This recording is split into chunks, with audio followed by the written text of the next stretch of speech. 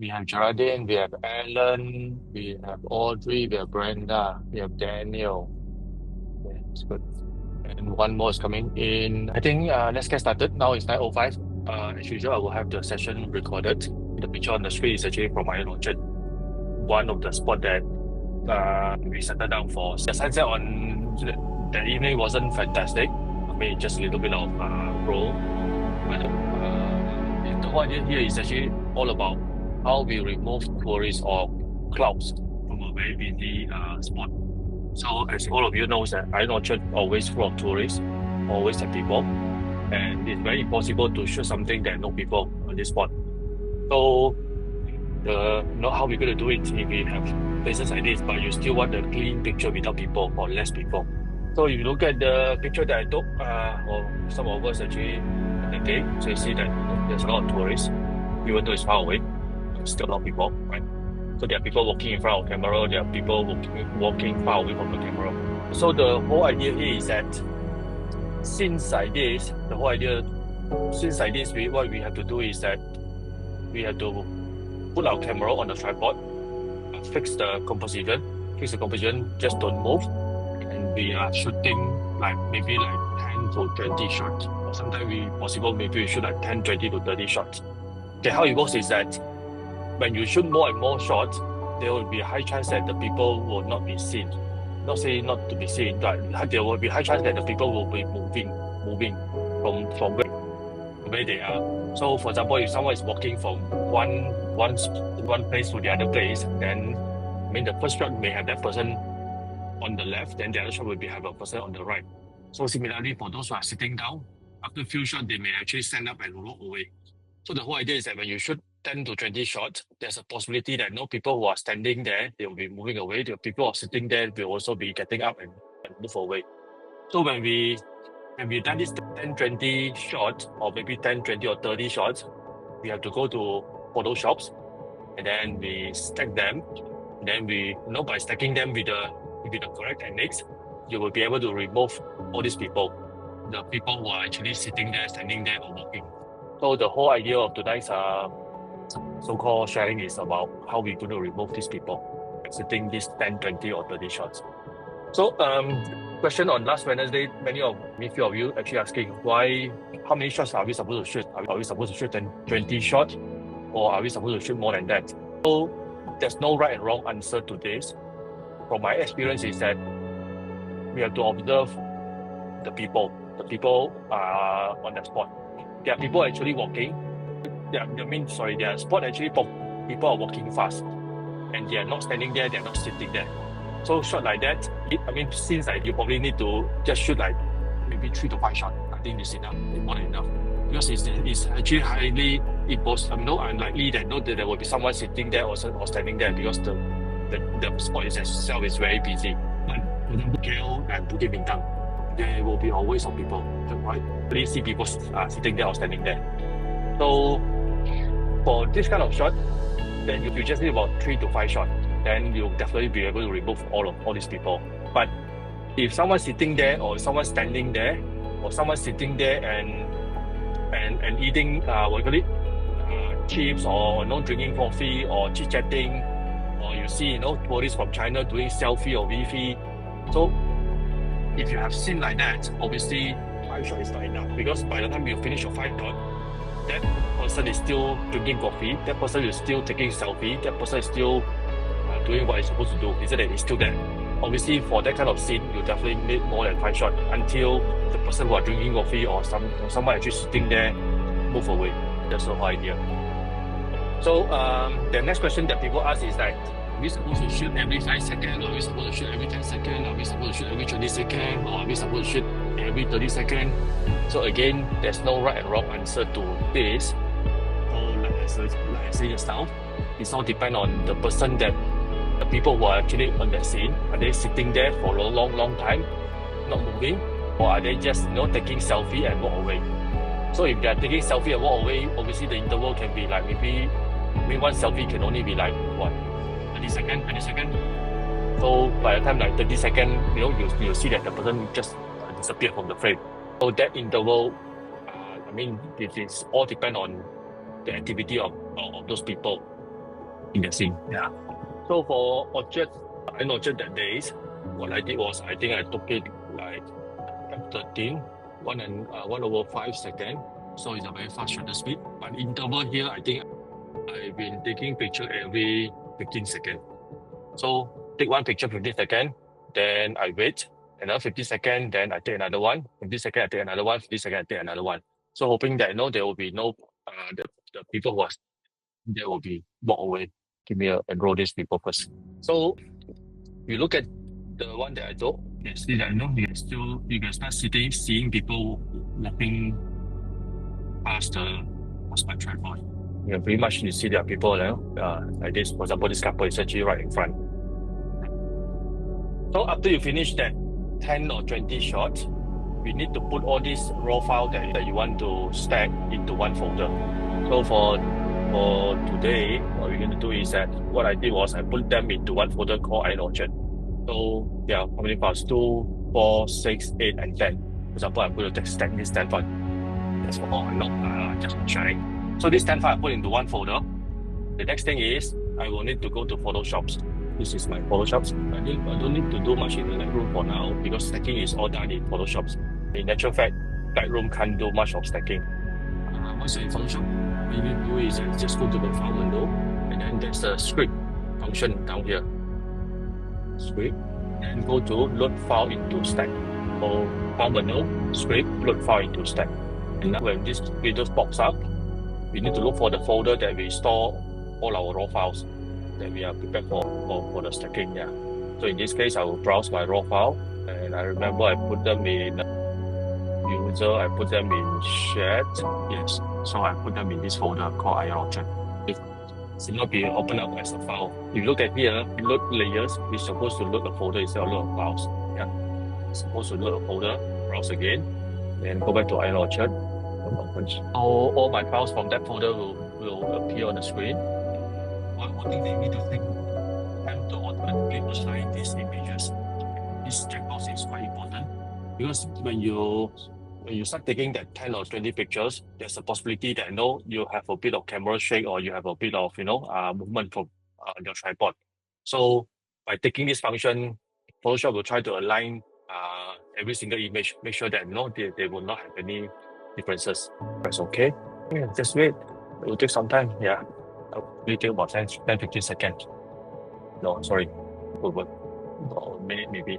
Anyway, I'll prepare you guys a note.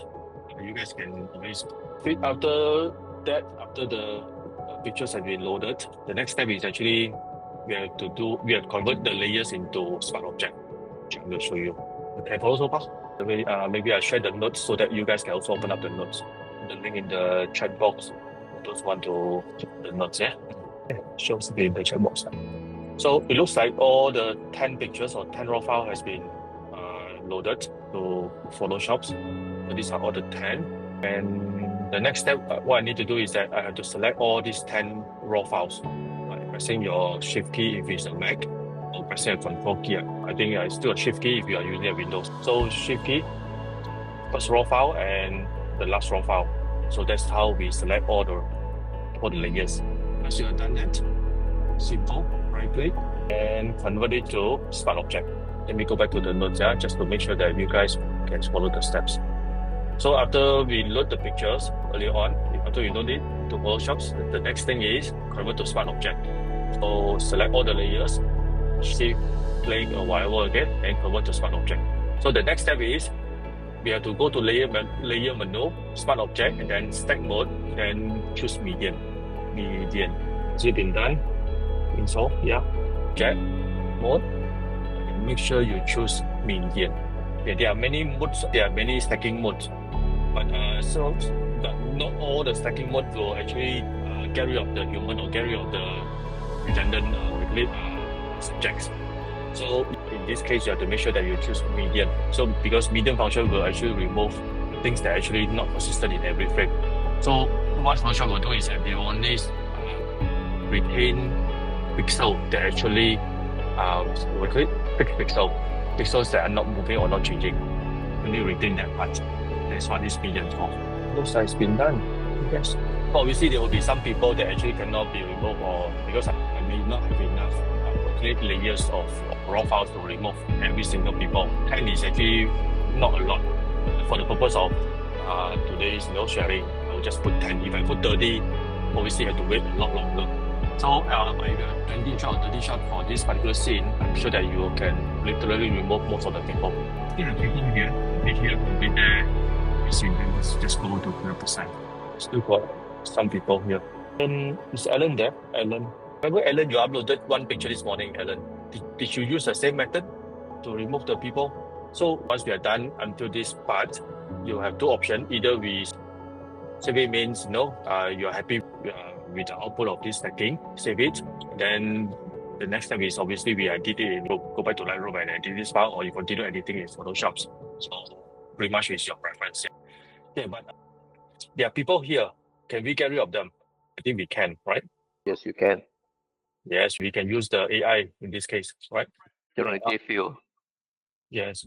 So I'm going to share with you the generative fill. So the next step is, since this whole layer has been stacked, what I need to do is that I need to copy merge.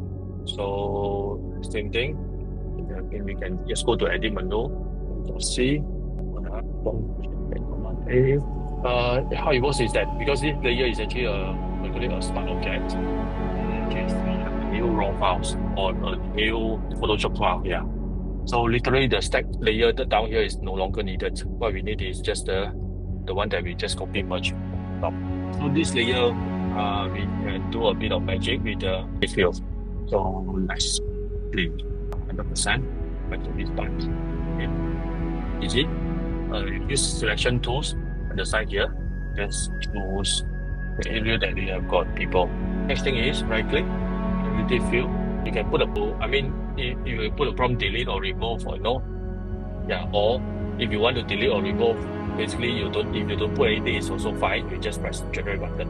You don't put any prompt, automatically Photoshop will know that it's actually to remove the area or to delete the area and replace with something else. Not bad, isn't it? In that group of people, go on. There will be 3 suggestions here. This is the first one, second one, and the third one from the AI. Which one is more realistic? So depend on which one you like. Yeah. For me, I think 1 is better. One. Second one, right? Second is also not bad, isn't it? Second better.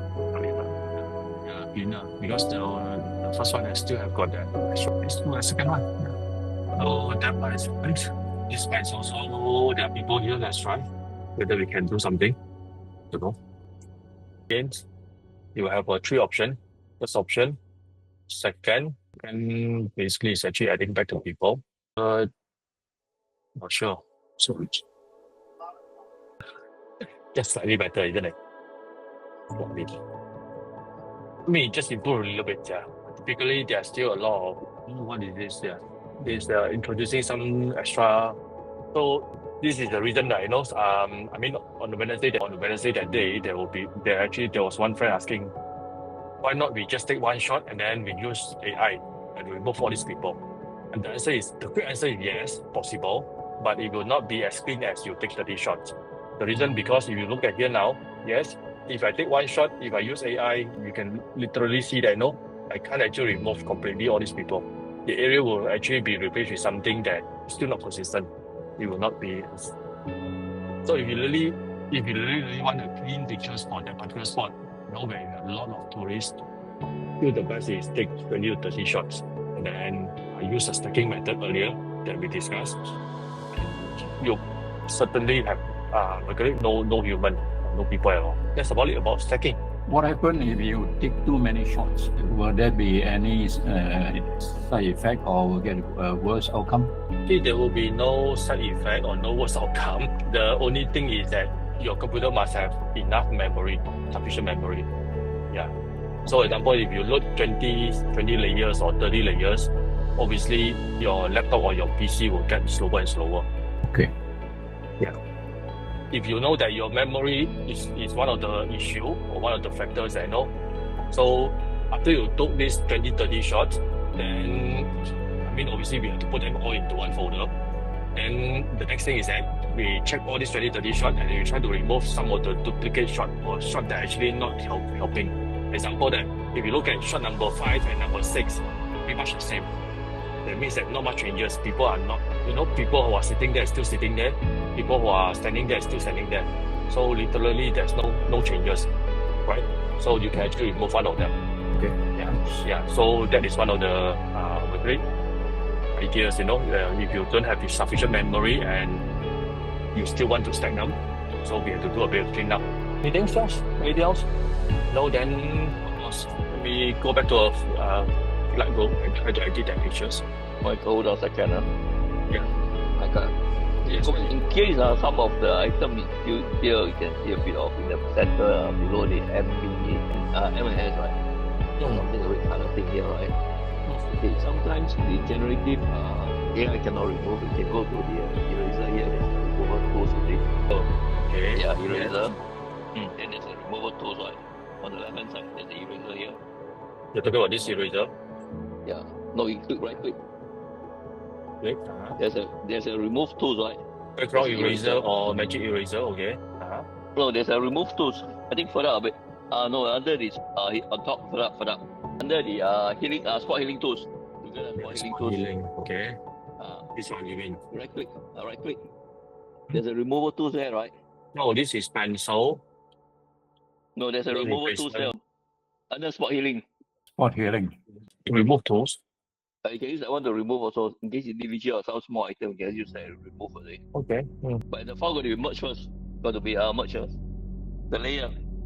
The layer have to copy merge, yeah.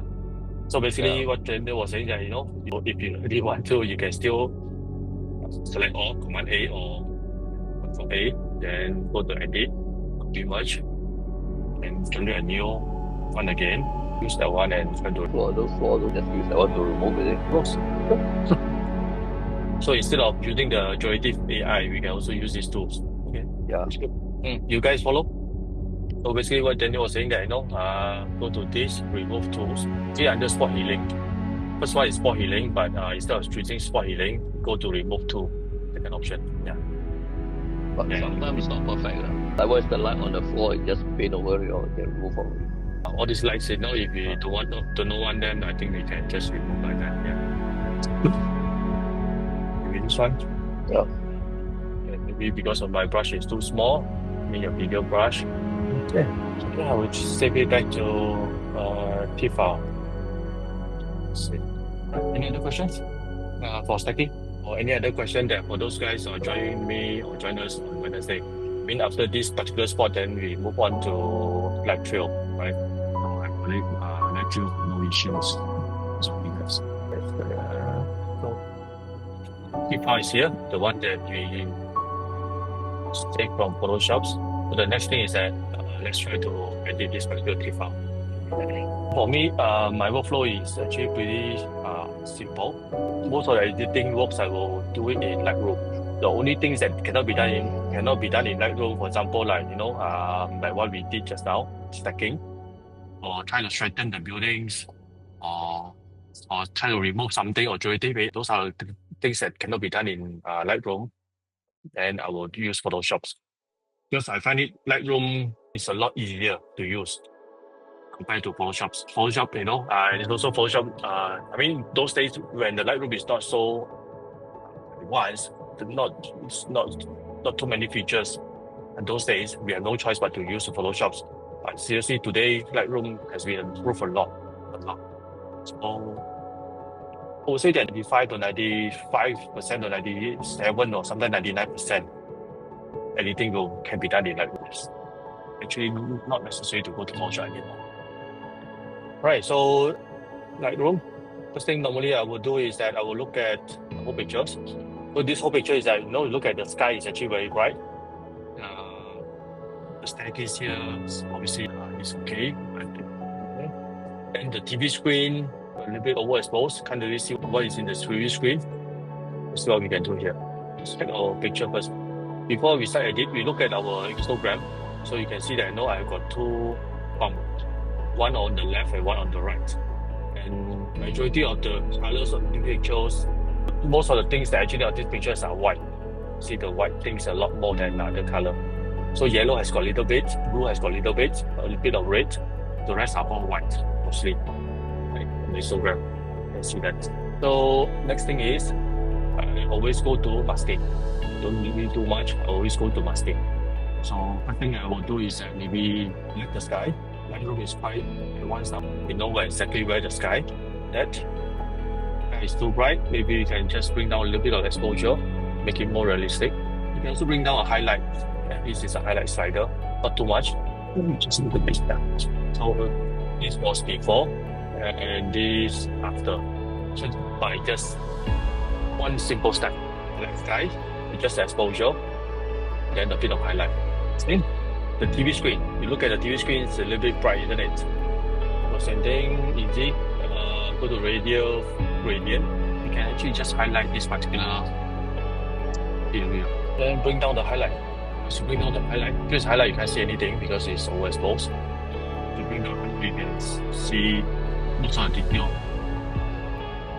Let's go to 100%. This is I mean, if I increase the highlight, can't see anything. Just have to reduce the highlight until that we can see the details.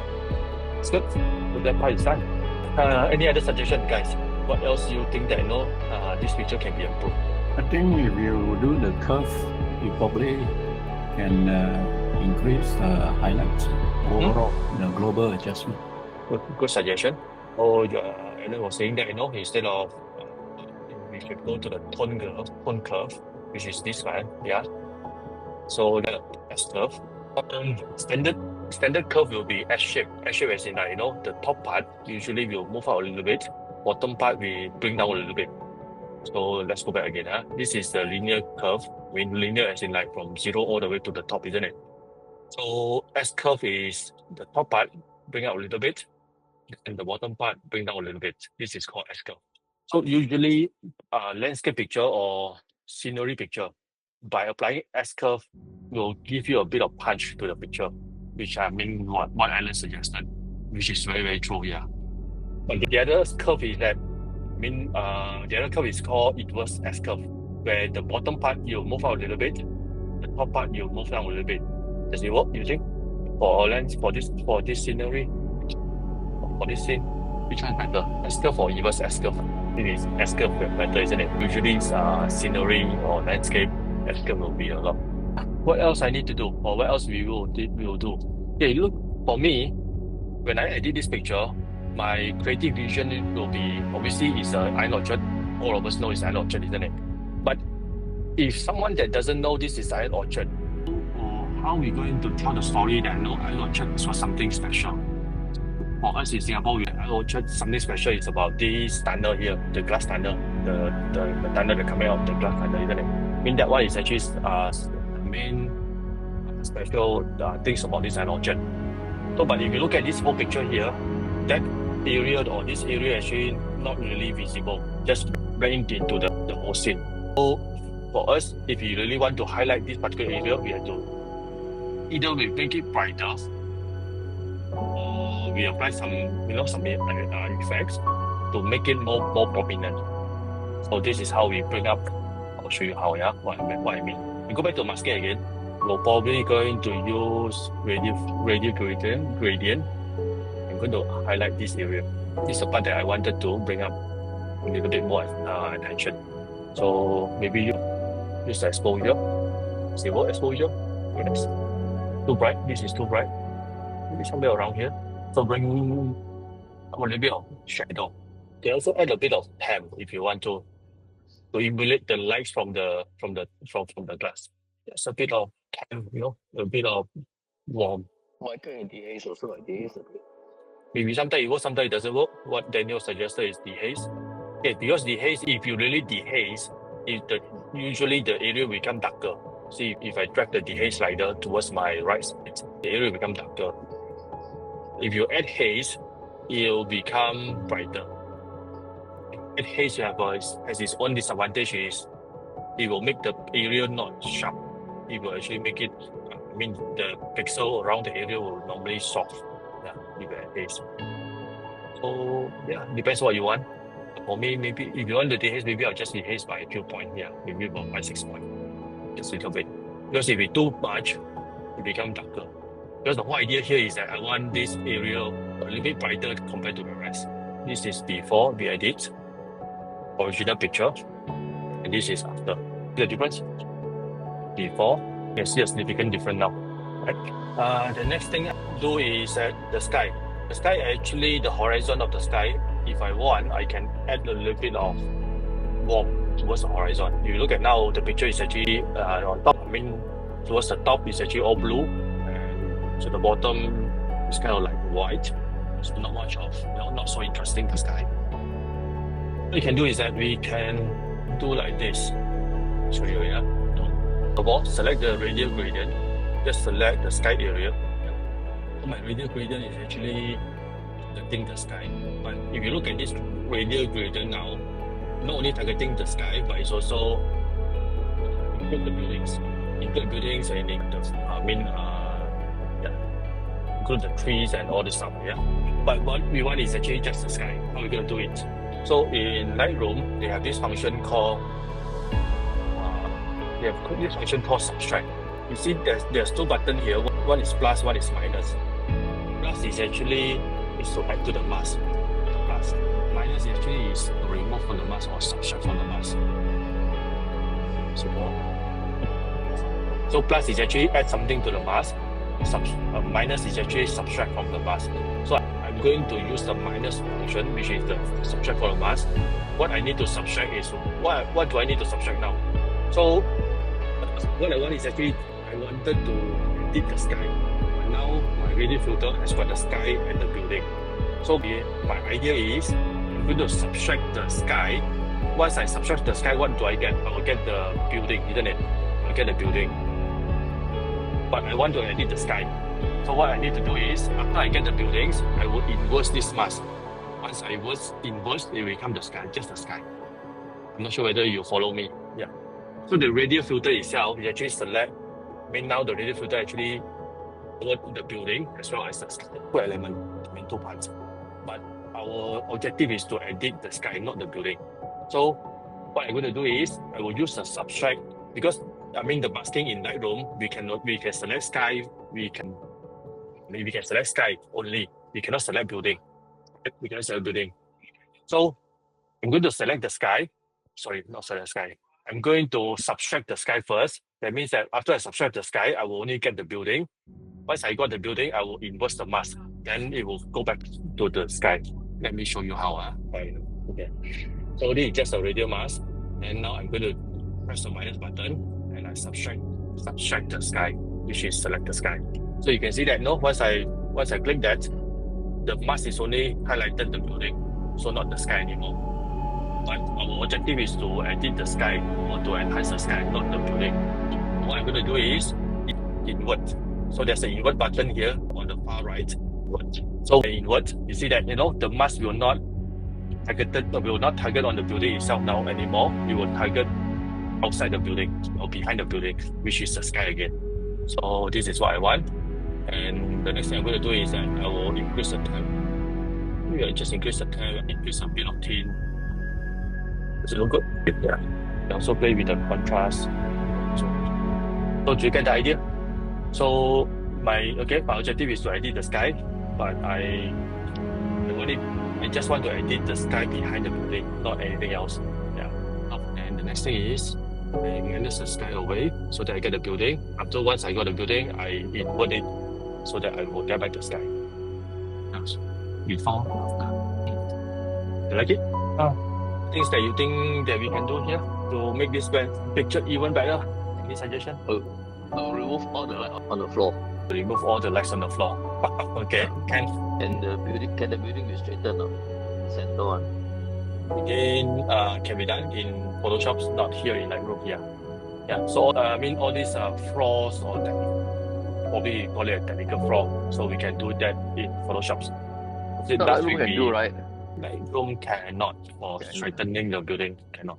Put vertical near. Last week you taught us, right? That one is we're going to adjust the whole entire frame. If it's a Lightroom, we are talking about last week, that we use a transform. Yeah. Transform.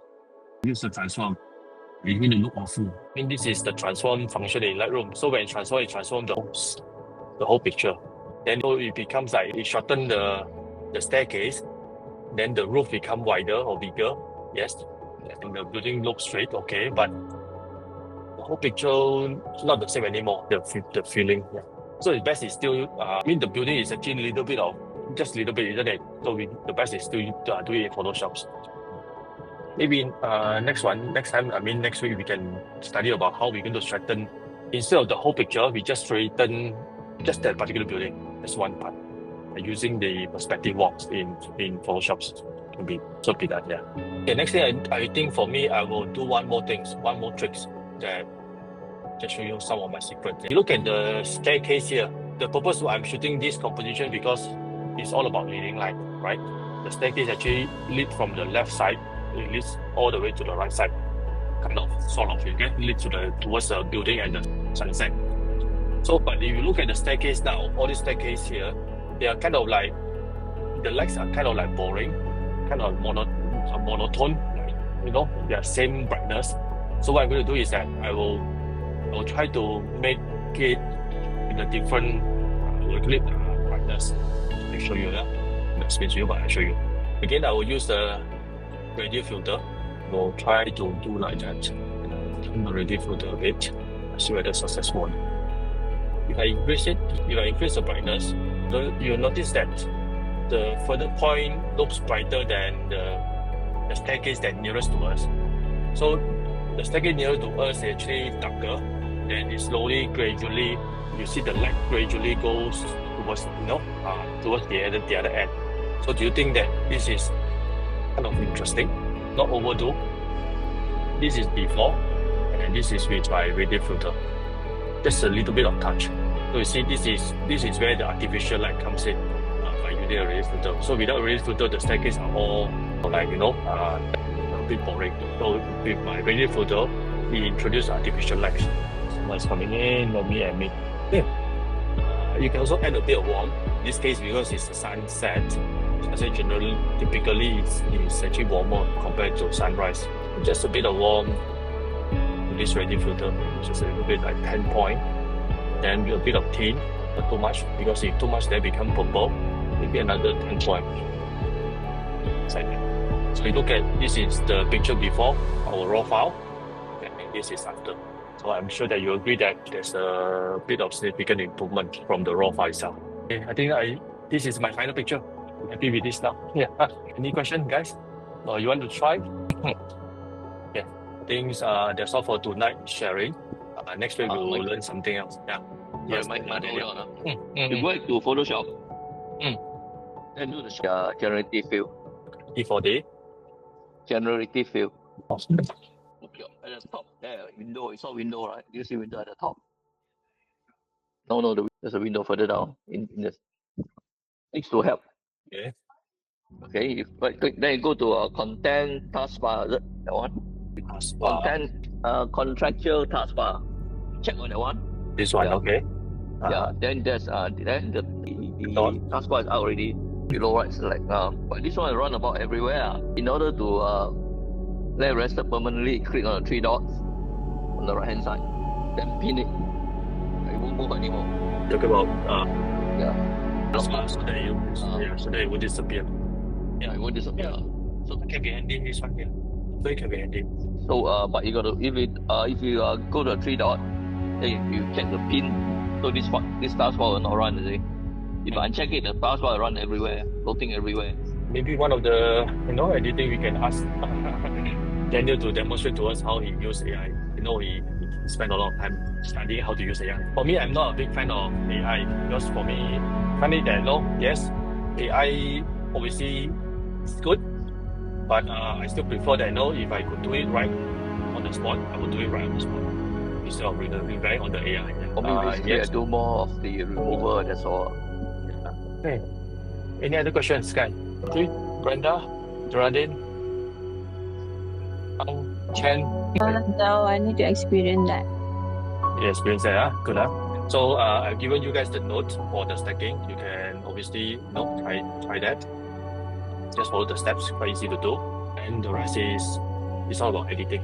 And the whole idea is to make our pictures a lot more pop compared to where it was from the raw file. So I always give myself a challenge. if I shoot this scene with my handphone, and if I edit it, I need to edit it better than what the handphone can do. So I think you guys can also do the same thing. Challenge yourself. If you take this scene with your handphone, and when you edit, your edit has to be better than handphone. If the edit is not better than handphone, I think it's better not to use the camera anymore. That's what I'm telling myself. So I will have that kind of, to make sure that my edit is better than what my handphone can do. All right. So if no other question, then we stop here. I have it recorded. We'll upload it to YouTube. Okay, you guys can always be there. So we see you guys again next week. Thank you. Good night. Thank you. Thank you. Good night. Thank you. Thank you. Thank you. Thank you, Mike.